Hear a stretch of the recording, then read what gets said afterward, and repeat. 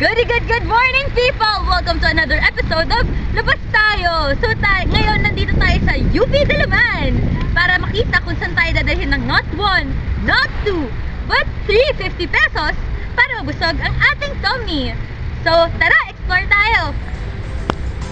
Ang iba't ibang kiosk ay matatagpuan sa iba't ibang sulok ng UP, gaya na lang nitong natatagpuan sa tabi ng Faculty Center. Dito sa mga kiosk ay makakabili din ng fishball, kwek-kwek, kikiam, burger at iba pa.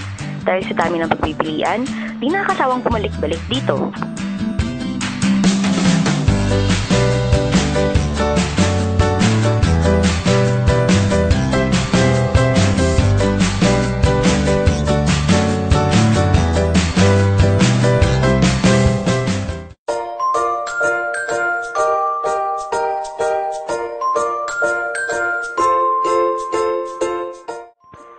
Pesos para sa breakfast.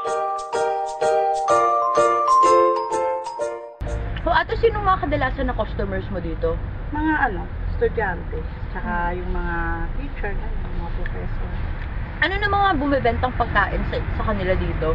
Ano yung usually na binibili nila, bestsellers niyo po? Sa ngayon, Pancit Canton. Saka yung burger. Burger.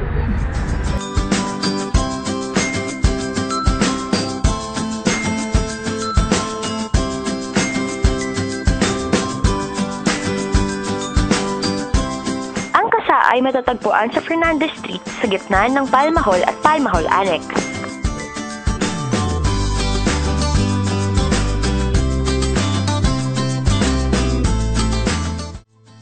40 pesos para sa lunch. At sa halagang 40 pesos, meron tayong Jaffa rice at isang pork beef omelette para sa ating lunch. Kaya tayo!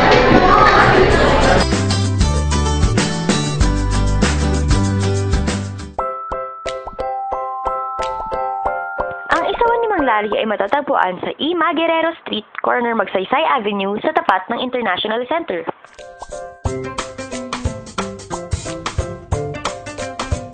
₱22 para sa merienda.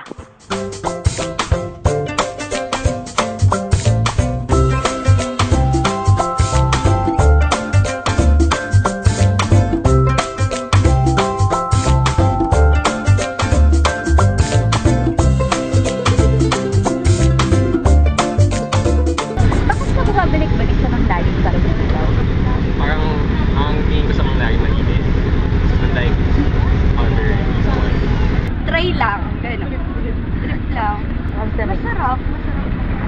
O, mura. Pero parang kulang pa eh. Parang kulang, di ba? Hindi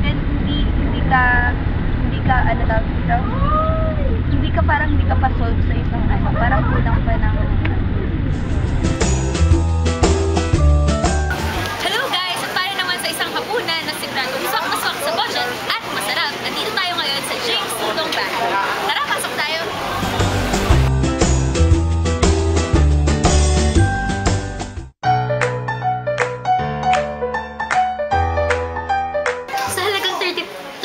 Pesos, meron tayo 3 pirasong siomai, 3 pirasong siomai, at saka isang rice. So, kain tayo.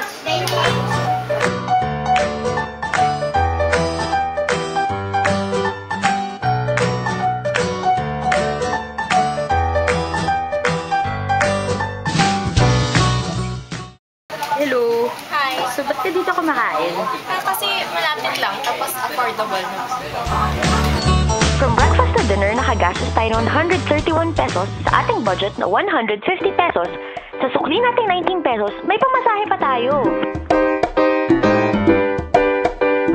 At ako ang inyong kalakwatsyang si Pao at kita-kita ulit tayo next time sa Labas Tayo!